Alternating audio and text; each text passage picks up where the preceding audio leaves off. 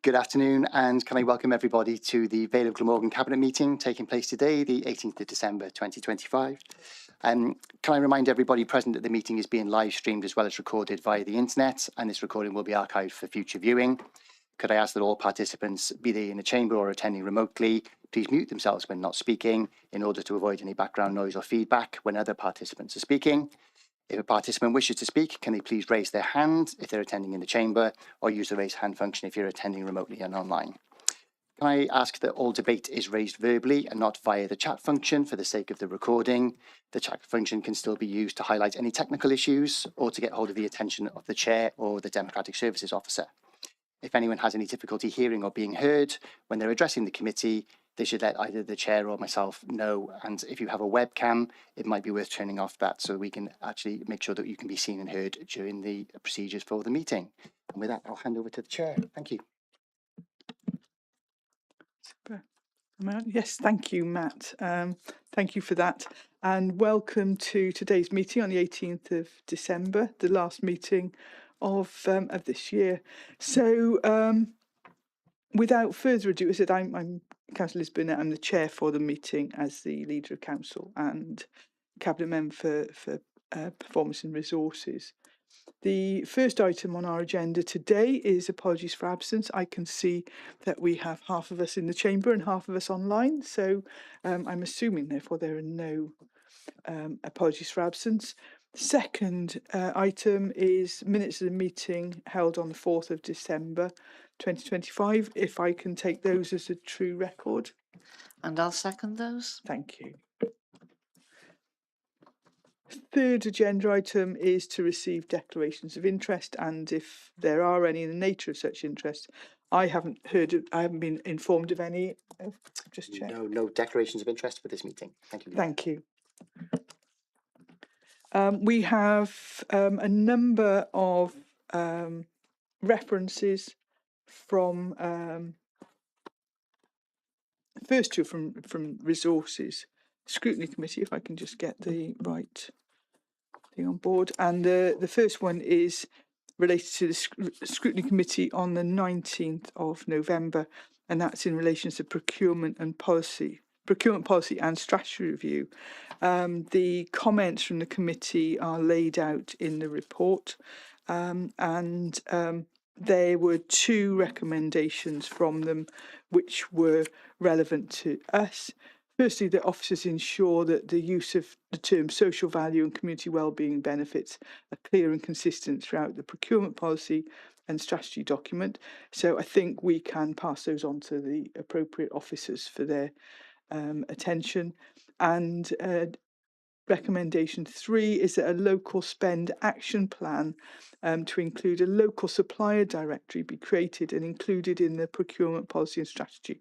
I'm not sure how this is going to work because our economy team actually already have databases of local businesses and suppliers. Obviously, people doing major projects do, and we hold that sort of information internally.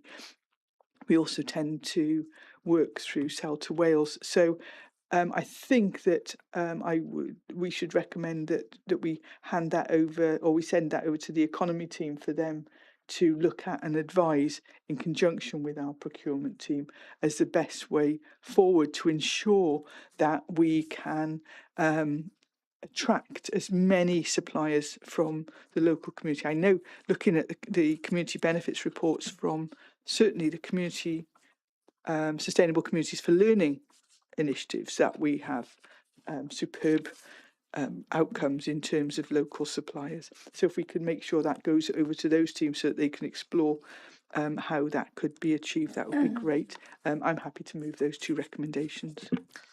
And I'll second those as well. That's good. And nobody in dissent. Agenda item 5 is the Quarter 2 sickness absence report. Again, the comments from committee members are included on page 1, talking about career breaks, etc. But there was a lot of discussion in this committee about the fact that the time to change Wales programme, which was linked to mental health challenges, has now ended. And while we have a champion in that area, and we also have mental health champions throughout the organisation, it actually would be useful to clarify how this work goes forward, so that staff know exactly how they can get support. I know that if you look on StaffNet, if we look on our staff intranet, that is clear, but I actually would like it explained if we could have that in cabinet. So yeah, I'm happy to agree that recommendation. And I'll second that. Thank you. Agenda item 6 is we were expecting a reference from a joint performance joint scrutiny committee, and that's a new way forward in terms of bringing everyone together to look at our performance monitoring.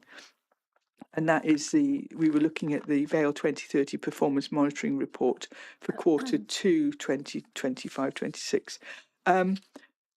There isn't actually a reference to be considered by Cabinet this afternoon because there were no formal recommendations made. But the Chief Executive did confirm that comments would be noted by officers present. And if I refer to my book, which I wrote copious notes in during the meeting, I mean, there are a whole load of issues. There was discussion of school budgets. There were talk about what support we provide for schools. There was talks about sort of missed benefit claims, and one thing I meant to mention there was the actual integrated support that we provide for benefits claimants as well. How we use data and evidence in our assessments. There was some talk about areas such as youth services, food strategies, or food Vale type things, housing, looking at our performance, but also looking at our future plans. I think we hear more about that today. And there was also talk about the fragility of bus services within the rural Vale and how that had become very apparent with the recent bus strike. There was talk about the transfer between primary and secondary schools in Welsh language schools. And there was also discussion about how we deal with, in effect, public feedback. And I think that's a very valid point.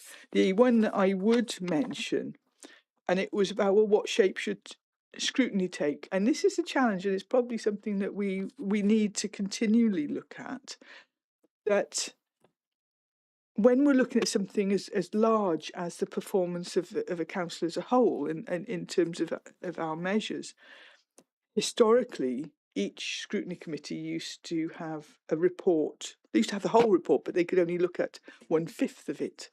So you'd have people going into the sort of learning and culture scrutiny committee and wanting to talk about housing or wanting to talk about potholes or something.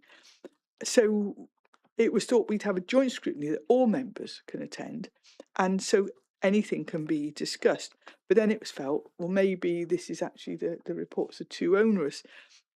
So we're exploring the use of creating a dashboard in terms of performance, and have a powered BI dashboard, which is a really interesting thing to spend hours getting lost in. But it is a step forward, and I think it would be useful to continue to explore how that can be made more accessible for members, so that we can make our performance monitoring not only as effective, but also as accessible as possible. But that was just sort of some thoughts from the meeting, which was a very interesting discussion. And but there are no direct references for us. So I think in terms of the report itself, I think we just note that. And I'll second that. Thank you.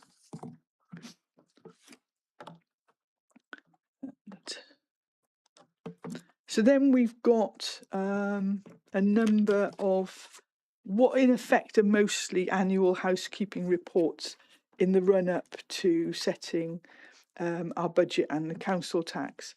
The first one is agenda item 7. If you can just excuse me 1 second.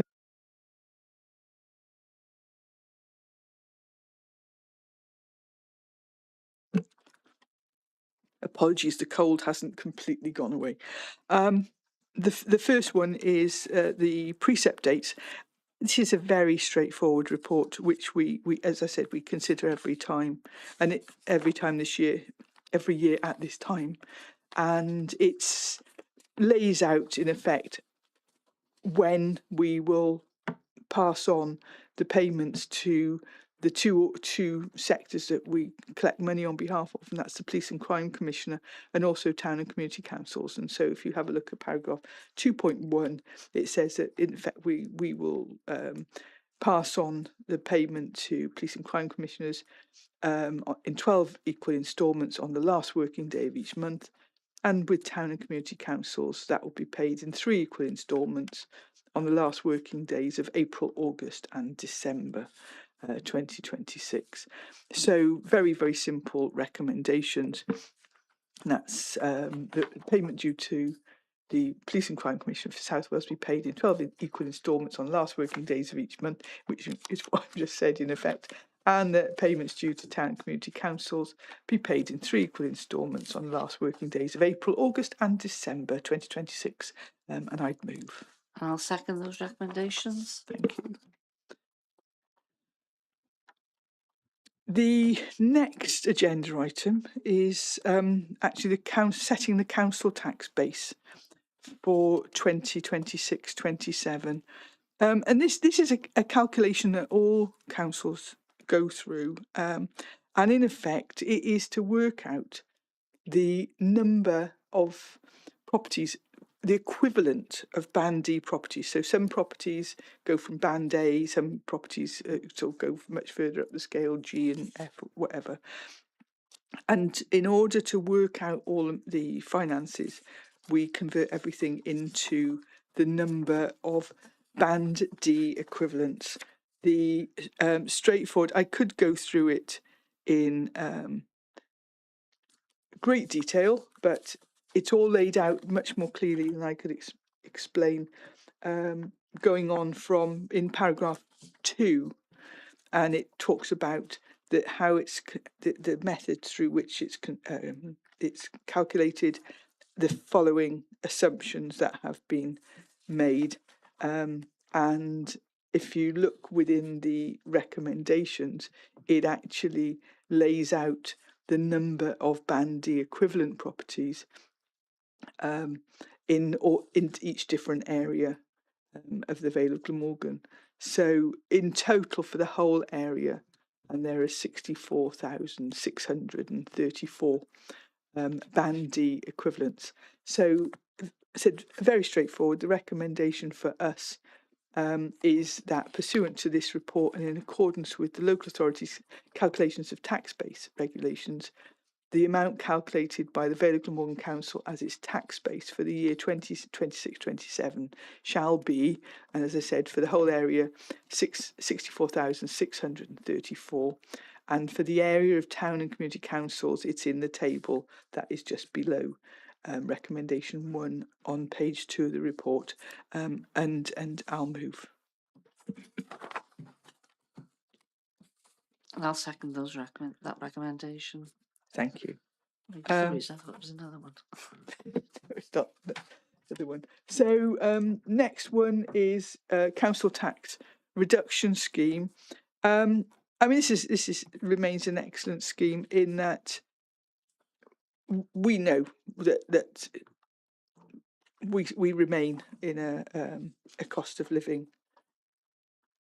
situation, and we need to have facilities available to support people. So this report sets out the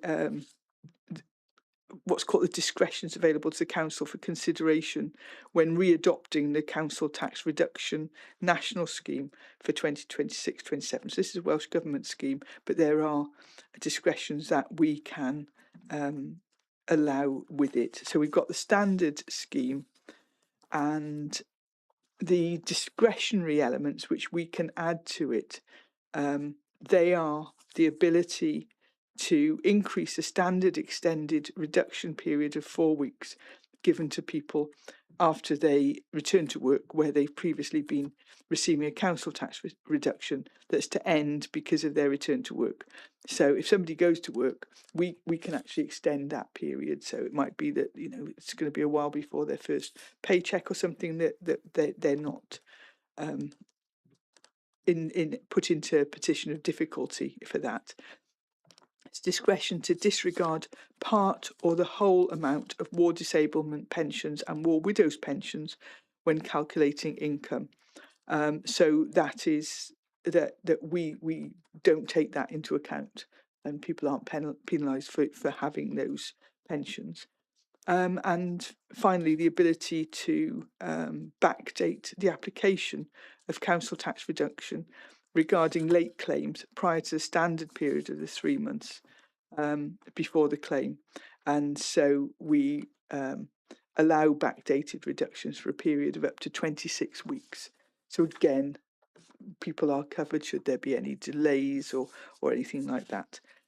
It's fairly straightforward. It's what we've been doing for the last few years, but we are continuing in it for this year, and that's all laid out in effect. If you look through section 2, all through there, it's all laid out in more detail. So the recommendations are fairly straightforward, and that's firstly that Cabinet recommends to full council that the council tax reduction schemes and prescribed requirements Wales regulations 2013 3029 and that's the prescribed requirements regulations, and the council tax reduction scheme prescribed requirements and default scheme Wales amendment regulations 2014 stroke 66 be adopted. 2, that any amendments to regulations made by Welsh Government are reflected in the scheme. And finally, that the national scheme is adopted with the following discretions. So we're adopting the main Welsh Government scheme, but these are the extra discretions that the council should continue to allow extended payments up to a maximum of 4 weeks, that the council should continue to disregard war widow and war disablement pensions in assessing income for council tax reduction, and finally that the council should continue to allow backdated reductions for a period of up to 26 weeks. And I'm happy to move. And I'll second those recommendations. Right.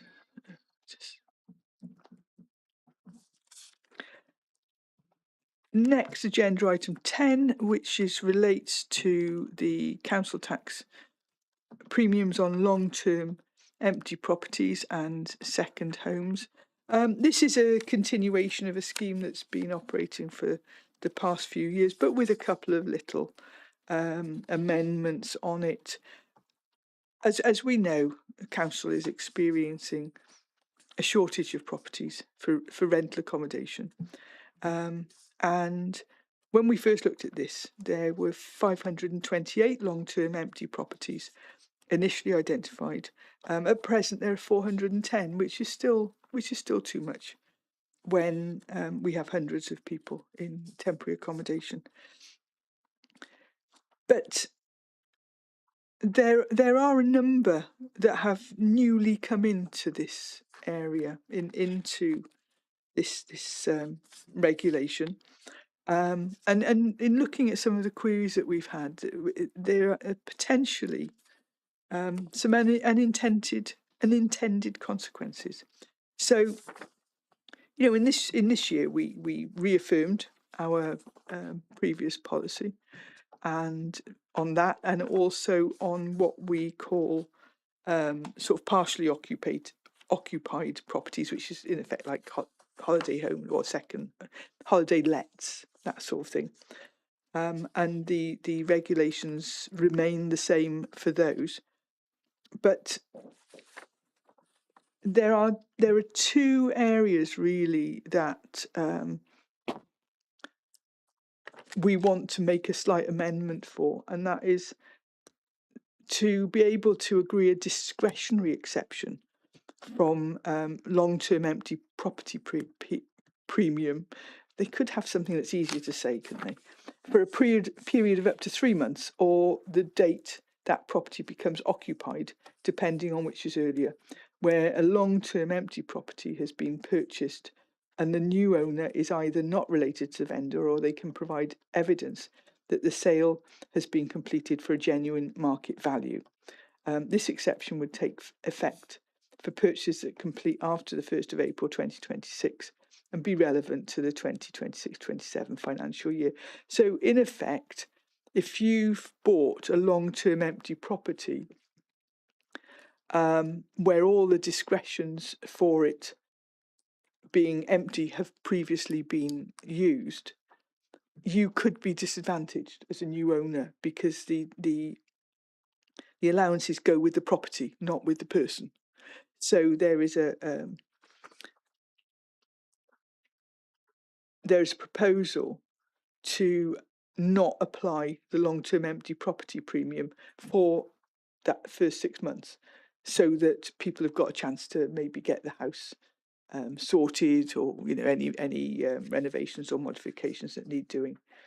And then also to agree a discretionary exception from the long-term empty properties premium for a period of up to 12 months, or the date that property becomes occupied, depending on which is earlier. And again, where the vendor of the long-term empty property has already received a Class A exemption and the property still requires major structural repairs. To qualify for the exception, the property must have been purchased, and the new owner must either not be related to the vendor, or they must provide evidence that the sale has been completed for genuine market value. The new owner must also provide evidence of the work required, or the work to be proven by inspection. This exception would take effect from 1st of April 2026 and be relevant to the next financial year.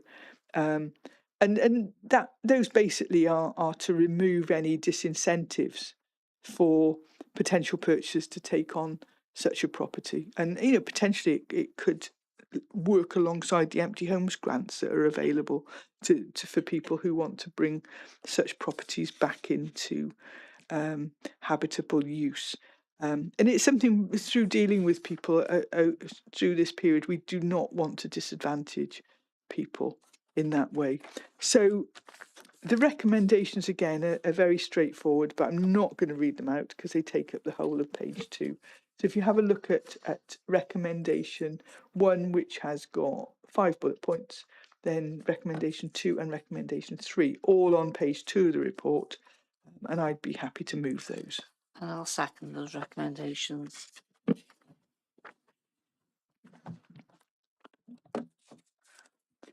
Right, and then agenda item 11 is Glamorgan Council school balances, which actually the report relates to the findings of the Auditor General for Wales review of school deficit balances. It's fairly straightforward. The report from Audit Wales is appended.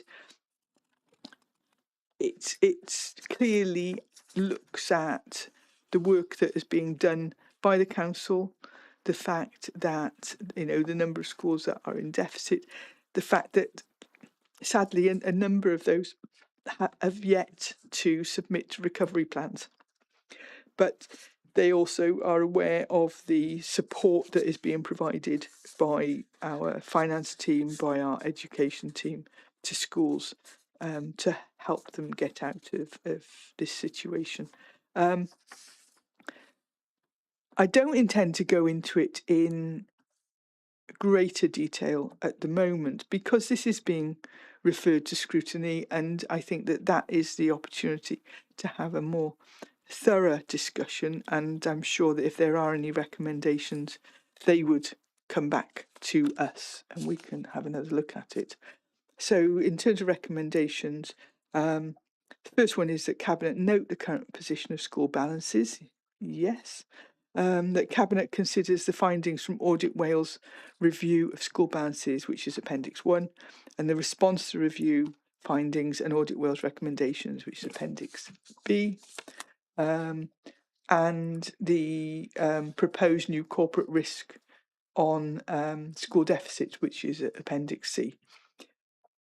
Finally, that subject to recommendation 2, the report be referred to the Startwell Scrutiny Committee on the 19th of January 2026, and thereafter to Governance and Audit Committee 23rd of February 2026 for their oversight, with any recommendations from both committees referred back to Cabinet for their consideration and endorsement of the proposed council actions. And they're, as I said, in appendices B and C, and to address the recommendations. And I would certainly hope to be present at both of those committees to hear what they have to say. So I'm happy to move those recommendations. And I'll second those recommendations. Thank you. I can see that Councillor Birch has her hand up if you want to come in. Thank you for that. I mean, obviously, this is a matter of great concern because there are, several schools that have been involved in this, and some schools are in worse state than others. So, what I'd like to reassure everybody, whether we're talking about councillors or the general public or school governors, is that the finance department is providing a tremendous amount of support and a robust challenge to these budgets. Because I think that we expect head teachers to be able to be budget managers, resource managers, as well as providing leadership and teaching and learning as well. And they simply are not able to carry out all of these tasks, to varying degrees. And the teaching and learning is the most important thing we expect from them. And so our accountants are going into schools and going through these budgets with a fine-tooth comb in order to see where savings can be made. I mean, some have already been made, such as, joint purchasing agreements and so forth. But obviously there is more work to be done on this. But I'd like to reassure everybody that we are making sure that these budgets are addressed so that schools can operate efficiently, that they can provide value for money, and that, we're ensuring the best education for our children. Thanks, Rhiannon. Yes, and you and I were both we both attended the school's budget forum recently, and there were some very in-depth conversations at that meeting, and I hope that everybody felt reassured that the council would be doing everything possible to support schools in their work to balance their budgets. So thank you for that. And I can see, again, no hands up, so that's agreed. But it's back to Rhiannon, to Councillor Birch for agenda item 12, and I think some good news, Rhiannon. Yes. This is very pleasing. So what we're looking at is the cabinet approval to proceed with step 2 contract for Glamorgan, which obviously has been in the pipeline for some time. So if I could provide us with some background for this, because I think it's important. The Sustainable Communities for Learning programme is a long-term strategic investment in the educational estate throughout Wales, and we'll have seen this from the new schools that the Vale has already been provided with over the last few years, and how important it is for children to have modern, clean, airy, efficient, well-provided buildings for them to learn in, because that is it is a real incentive, I think, for children to work in places like that. As adults, we feel exactly the same way. No one wants to work somewhere where the building is run down and in need of repair. It's quite dispiriting. So anyway, it's a unique collaboration between Welsh Government, Welsh Local Government Association, local authorities, colleges and diocesan authorities. So that this requires the council to meet the following investment objectives: addressing growth in demand for Welsh medium education, particularly relevant here, elimination of surplus capacity and inefficiency, expansion of schools in areas of increased demand for educational services, address the condition of educational assets, and making assets available for community use where demand exists. And I think that's a really important factor to be looking at. Bearing in mind the closure of some services in various parts of the world, I think the school assets need to be used as widely as possible by the communities, because otherwise they stand idle for 13 weeks of the year and every evening. And I think that's a poor use of expensive facilities. So in December 23, Welsh Government approved the Rolling Strategic Outline Programme, and this includes Ysgol Iolo Morgannwg. So April this year, the Cabinet authorised emergency powers to accept the competitive tender for the construction of Ysgol Gymraeg Iolo Morgannwg and the appointment of a successful contractor, Kia, so the council could enter into a professional services contract agreement with them. So this included design and procurement services only, developing a range of design options, working along stakeholders. We've had a cost plan from Kia, including the cost of work packages to deliver the school. There's a summary of the packages with the report in the Appendix A. I won't go through that in detail. This has been drafted by cost and project consultants, review of the proposed costs, and we've looked at robust value engineering in order to bring the costs down. And costs have been identified, I think, of over 180,000. But obviously, we have to accept that costs have risen in the last couple of years. And I think we'll all be aware of why. It's the usual range of reasons, unfortunately. Cost of materials, cost of labour, cost of the supplies that we actually need. So what I'd like to look at now is the recommendations. That Cabinet provides approval to proceed with Stage 2 contract for Ysgol Iolo Morgannwg Primary School with Kia. Cabinet approves the increase to the project and rolling programme to enable the Sustainable Communities for Learning to submit the full business case to Welsh Government, and that we approve the increase and reprofile of this scheme within the capital programmes set out in paragraphs 5.1 to 5.6. And there are, for example, the project cost, I'm afraid, is going to take the project budget up to 22,311,756 with extras because of the reasons that I've outlined earlier, which everyone will be familiar with because they've applied to virtually every building undertaken in the last 5 years. I'd like to move the recommendations, please.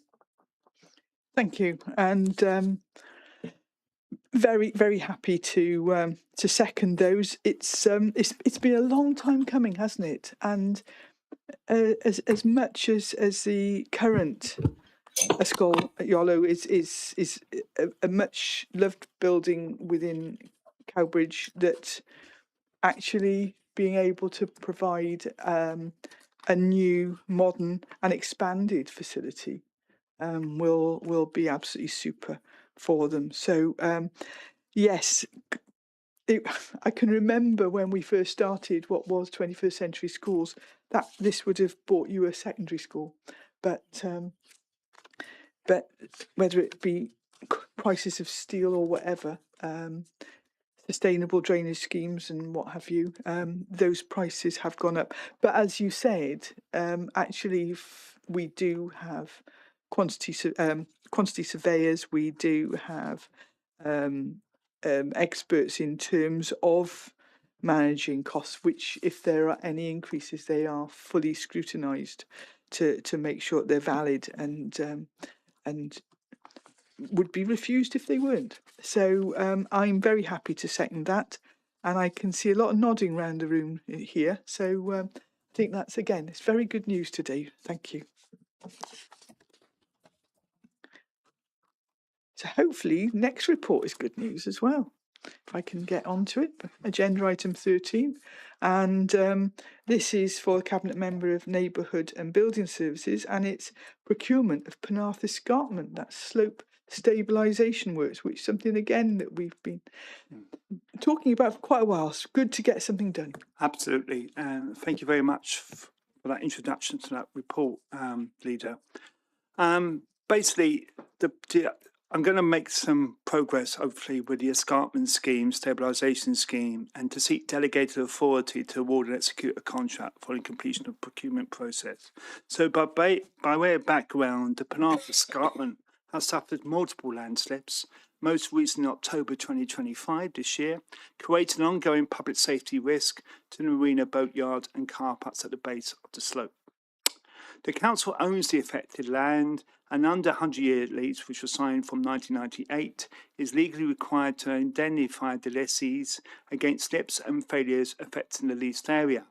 Due to the prolonged loss of use and safety restrictions, the lessee has made a substantial claim against the council. A single joint expert report from Mark MacDonald in August 2021 and subsequent investigation confirmed significant safety risks and identified the need for long-term stabilisation. So therefore, we're looking at a proposed solution. The solution involves a robust and secure anchor steel netting system along the escarpment face adjacent to the marina. This hopefully will prevent any future landslips. Design life up to 20 years, compliant with British standards. The solution will reduce the likelihood of future landslips to negligible, unlikely. Address public and operational safety risk. Enable reinstatement of insurance cover and form full and final settlement of the lessee's claim against the council. And their estimated cost is upwards of around 4.75 million. So by way of procurement update, we secured funding on the capital programme between 25 and 26, 27 of just over 5 million.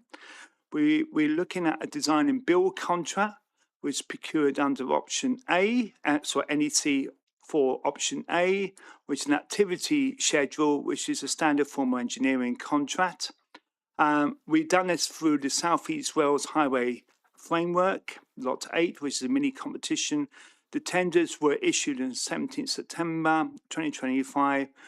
We received submissions on the 3rd November with 3 compliant contractors. In terms of valuation, 60% cost, 30% quality and 10% community and wellbeing benefits. The tender evaluation is underway and we fully documented and agree with our external consultants, RDL Procurement, Priority World, because obviously it's a complex basis where we look at this, and obviously, given the costs, we do need experts out there to look at these schemes and evaluate them properly. So, as I mentioned before, we have what we got professional advisors, which are geotechnical advisors, and that's in accordance with CD 622. The programme will be programmed and managed in collaboration with the lessees to minimise disruptions to marina operations, to make sure our stakeholders are obviously very much on board and what we are doing in this project. Project management will be undertaken by a neighbourhood service with additional support as and when required. We're obviously doing it to reduce the risk to the public, and that's through obviously the achievement of long-term stabilisation, which is absolutely vital. We're obviously reducing our financial exposure for any lessee claims in the future, which is a good reason. It also means that we can carry on with the insurance and have insurance in this area, which is very important. And also it will have a positive environmental impact because the construction will be sustainable, and obviously we're hoping that habitat will be re-established as well with the netting system. So basically I'm going to come to the recommendations now. Okay, so we've got 3 recommendations. That Cabinet notes the detail and progress regarding the implementation of the slope stabilised scheme at Penarth Marina. Number 2, that Cabinet gives delegated authority to the Head of Neighbouring Services, Head of Finance, Section 151 officer, in consultation with a member for Cabinet Services to award the contract to the most economic advantageous tenderer in accordance with the contract terms. Number 3, the delegated authority is granted to the monitoring officer, Head of Legal and Democratic Service, to draft and execute the contract for the award of the Penarth Escarpment Slope Stabilisation Works. And I'm just going to, on the recommendations number 2, I'm just going to delete the word and transport. I'm not the Cabinet member for transport, okay, just to make sure, but I am building services, okay. So I move my recommendations. Thank you, Mark. And yes, I could sense the person next to me glaring at you because she is transport. Yes, but happy to second those. And I was going to say that I know in some of the Penarth Heights development, Yes. they've got that netting That's right. up there. But it also made me think about the work that was done on Barry Island when Yes. we renovated that, and some of the soil nails they used Yeah. there. I can remember going down to look That's at them. right. They were the same length as 2 rail carriages. Incredible. You know, some of this work is absolutely phenomenal, It is. but it will be really, really It will good, be really good. when this is completed, and will make quite a difference to It will do. the people in that area. Thank you for that. Yes, it'd be good. So yeah, everyone's nodding again, so that's agreed. Thank you. Right, we've got a couple of reports now from the Cabinet Member for Public Sector Housing and Tenant Engagement. The first one is agenda item 14, and that's Housing Development Programme package deal at Clive Road, St Athan. I think this is exciting as well. Yes, Leader, this is another exciting report that we have in front of us. Yes, as you say, it's they informed the Cabinet of a proposal to enter into a package deal contract with Edenstone Homes Limited for the delivery of 51 new council homes for social rent at Clive Road, St Athan. I think, you know, this is really welcome for St Athan, that they will have sort of new council homes built there. And if we look at 1.4 of the report, it actually gives you a breakdown of the houses that are going and flats that are going to be built. So, you know, sort of we've got 24 one bedroom, 2-person flats, 12 2-bedroom, 4-person houses, 11 3-bedroom houses, and 4 4-bedroom houses. So they're much needed council houses for sort of the Western Vale and St Athan in particular. And you know, sort of this has gone through the sort of the Strategic Housing Board on the 15th of September, where the board agreed to progress the scheme for a cabinet approval to enter into a package deal contract with Edenstone Homes Limited. And the scheme, if you look at further on in the report, we've got layout and perspectives and contextual elevations are provided in appendices A, B, C and D. So these new council homes will be constructed to achieve Welsh Government Welsh Development Quality Requirements, WDQR 2021, lifetime homes, and secured by design standards. So potential residents will be offered accommodation from the housing waiting list via the Council's Homes for Use scheme. So if I can move to the recommendations for this, because we have got a part 2 report which will give us some more detail. So 2 recommendations: that the Cabinet notes the proposal to enter into a package deal contract with Edenstone Homes Limited for the delivery of 51 new council homes at Clive Road, St Athan, and 2, that the Cabinet notes the requirement to take formal decisions on the progression of the above proposal as part of the wider considerations detailed in Part 2 report later in the agenda. So I'd like to move those recommendations, please, Leader. Thank you, and delighted to second that. I'm surprised that you didn't mention it when you were at joint performance scrutiny the other day, because when you're talking about the number we delivered, so you could have added 51 on, couldn't you? Nearly. I could have done, yes. But no, this is good news, and it's just super that we can provide good quality homes for life. It wasn't that long ago that we weren't doing that, and we had people in bed and breakfast. So that's excellent news, and everyone seems in support as well. So thank you for that. I do note that we have got the part 2 item further on in the agenda, where any confidential matters will be discussed. So going on then to agenda item 15. And that is the local lettings policy. So that's back to you, Sandra. Thank you, Leader. So the report proposes to change the use of the local lettings policy in the Vale of Glamorgan in order to achieve a balance between supporting applicants with strong local connections to specific areas and fulfilling the council's statutory obligations to prioritise and rehome homeless people. The Place Scrutiny Committee has considered and accepted the proposal, and no suggested changes were put forward for consideration by Cabinet. So if we look at 2.12 in the report, so it just talks a little bit about sustaining existing rural communities, because there's actually two sort of local lettings policies, if you like. There's the ones where, so for the bigger areas, so Clare Gardens in Cowbridge would be considered a bigger development, and this local lettings change will affect those sort of developments, where the smaller rural lettings policy, where there's perhaps, 6 properties being developed, will not be affected by this local lettings policy change.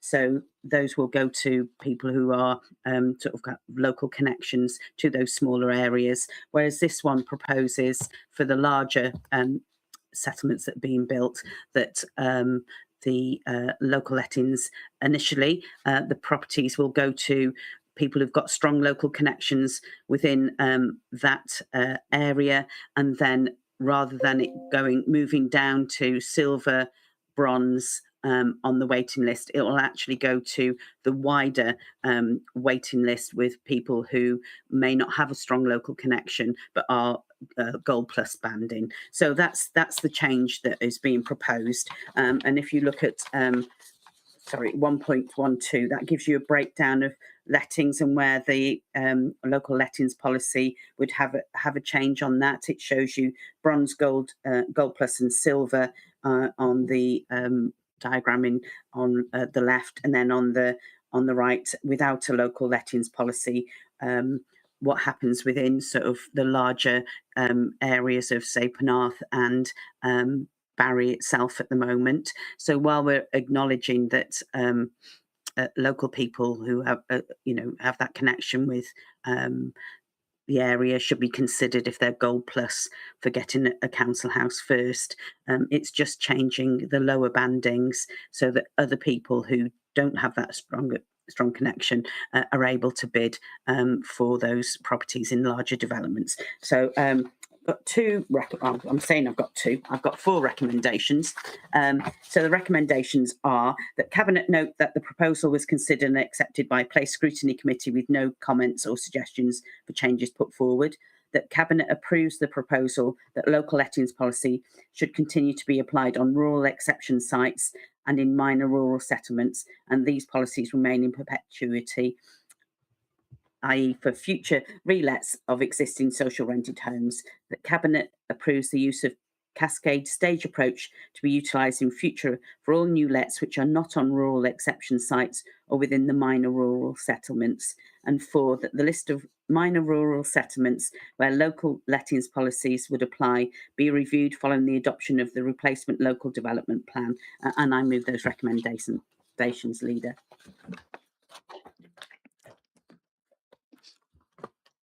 Oh, sorry, it's a bit of a delay on getting back on. Yeah, happy to second that. I think it's a positive move forward as Scrutiny supported that. That obviously, if people live, we are into building homes for life. So if somebody is allocated a property and wants to stay there as long as they need, then there's no change to that whatsoever. It's just subsequently that it will be looking more at least, because sometimes we've had situations where people have lived on a ward boundary but they're discounted from it because they're not actually in that specific wards. This is trying to make it a bit more workable and user friendly once we've had experience of it. So that's a really positive way forward. Again, I can see people nodding here, so that's okay. So agenda item 16. Recognising that we've dragged you off your sick bed to come to Cabinet Day, so we'll try not to put too much on you. This is the 6 Castle Green Housing Refurbishment Project 25-26. So back over to you. Thank you, Leader. So this report brings to the attention of Cabinet the outcome of a tender process and to seek approval in the Part 2 report to accept the most advantageous tender bid and to request delegated authority execute the contract for delivery of the 6 Castle Green Housing Refurbishment Project 25-26. So this property is an Airy Systems build, the council sort of bought this property. It's actually a semi-detached property, and the house attached to it has already been upgraded, if you like, and this is just seeking to upgrade this house to bring it in line with Welsh housing quality standards, and to ensure that obviously it's going forward, it's a sustainable property for the people who live in that, and obviously we'll go into more detail when we get into part 2 about the contract as such. Yes, so I've got one recommendation, that Cabinet notes the contents of the report with a view to taking decisions on the award of the contract detailed within part 2 report later on in this agenda. So I'd move that recommendation, Chair. Thanks, Sandra. Yes, and I'll second that. That's fine. Thank you. And we'll discuss further under part 2. So our last item under the part 1 section of the agenda is agenda item 17. That's for the Cabinet Member for Community Engagement, Equalities and Regulatory Services. And this is in relation to the Vale Glamorgan Deposit Replacement Local Development Plan. So over to you, Ruba. Thank you, Chair. So I'm really pleased to bring this report to Cabinet today. As you say, Chair, is the deposit Vale of Glamorgan's Deposit Replacement Local Development Plan for 2021 to 2036, and I'm asking for it to be approved to be published for consultation. So, as you will all know, this is a very significant milestone in terms of shaping the future for our communities and ensuring that we have sustainable growth, so that we are delivering homes and jobs and infrastructure that our residents need. So this deposit RLDP has been developed through many stages, with engagement with stakeholders and residents at every stage. In September last year, full council approved a sustainable growth strategy, which, as you'll recall, sets out our vision and objectives for the future. And it identified the levels of growth that we're planning for the Vale, and where these should be located. Full council endorsed the key sites to accommodate this growth, and including the most recent decision, which was on the 1st of December this year on particular housing sites in Barry. So the deposit plan really is the next formal stage in the process, setting the detailed planning policy framework to address some of the Vale's key challenges, which we discuss many times in Cabinet and at Scrutiny and Council, and that's the need for affordable housing, responding to climate change, the nature emergencies, placemaking, and improving health and well-being of our residents. So these are all key challenges that we as a local authority face, and that we will seek to address some of those in our plan. So the deposit plan will be supported by an extensive evidence base, which includes a green infrastructure strategy and supplementary planning guidance on healthy placemaking. And so I intend that these also will be published at the same time alongside the deposit RLDP, and be part of the process for this consultation. I'm also seeking approval of the updated delivery agreement with Welsh Government. So basically that sets out the timetable for the plan preparation, and it explains all the timescales for the next stages and who will be involved and so on. So if I move to the recommendations, and also, sorry, I should say that agreement and obviously the deposit plan are all appended to this report, and it's a really good report, Chair. So I would recommend that people read that, and please do comment on it. So the 4 recommendations are that the contents of the report and the implications for the RLDP timetable are noted. Secondly, that Cabinet refers this report to the Place Scrutiny Committee for their consideration, which I think will be on the 6th of January.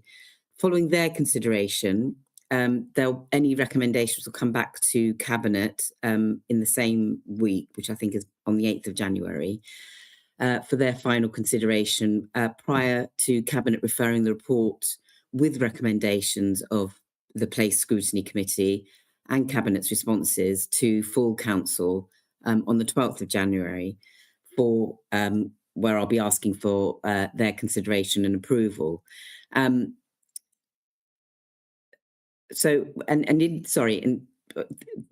that second recommendation, I'm also asking, when this goes to full council, for the approval of the RLDP revised delivery agreement, which is appended to this report, so that it can be submitted to Welsh Government for their formal approval.